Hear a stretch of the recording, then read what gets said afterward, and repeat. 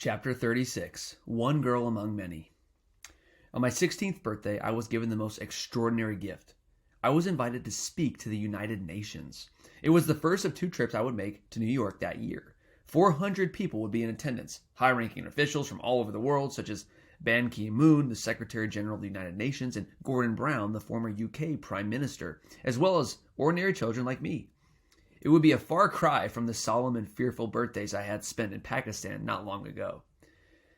My whole family traveled to New York. We saw Annie on Broadway, and we stayed in a hotel where they bring pizza to your room on a silver tray. I liked the hustle and bustle of New York compared with sleepy Birmingham, and I felt as if the city were my old friend after seeing it on Ugly Betty. Many people in Pakistan have been told that the United States is a dark and godless place, but everyone I met there was quite nice. I couldn't wait to tell Maniba. America is a very nice place, but it was just as loud and crowded as other cities I've seen, with its honking horns and people rushing here and there. It's like a developed Karachi.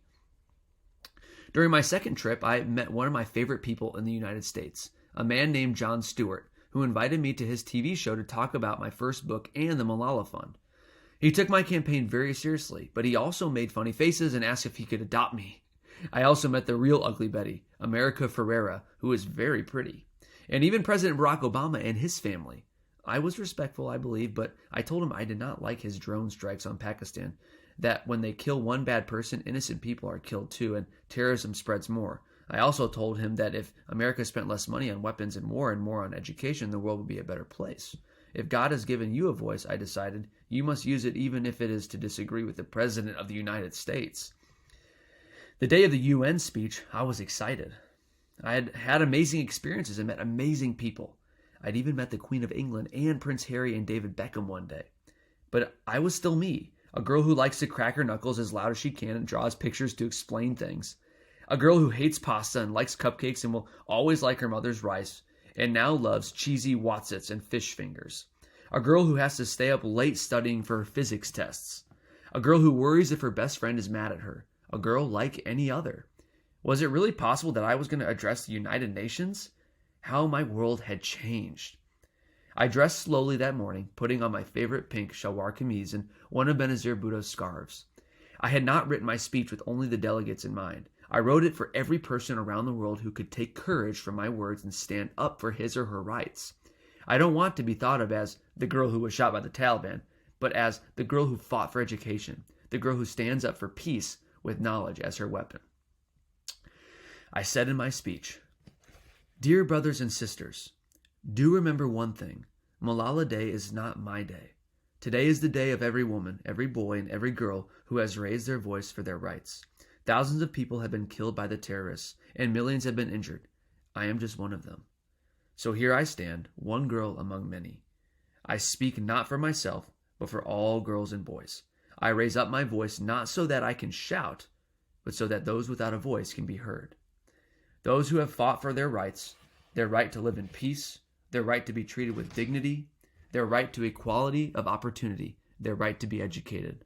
On the 9th of October 2012, the Taliban shot me on the left side of my forehead. They shot my friends too. They thought that the bullets would silence us, but they failed. And then, out of that silence came thousands of voices. The terrorists thought they would change our aims and stop our ambitions, but nothing changed in my life except this. Weakness, fear, and hopelessness died. Strength, power, and courage was born. I am the same Malala. My ambitions are the same. My hopes are the same, and my dreams are the same. One child, one teacher, one book, and one pen can change the world. As I heard the applause and took my seat, all I could think of was that I had come a long way from Malala the toddler giving lessons to the empty chairs at the Kushal school, and a long way from the girl who gave speeches to the bathroom mirror. Somehow, by the grace of God, I really was speaking to millions of people. I had once asked God to make me taller. I have realized that God has answered my prayer. God has made me as tall as the sky. So tall I could not measure myself, but my voice could reach people everywhere.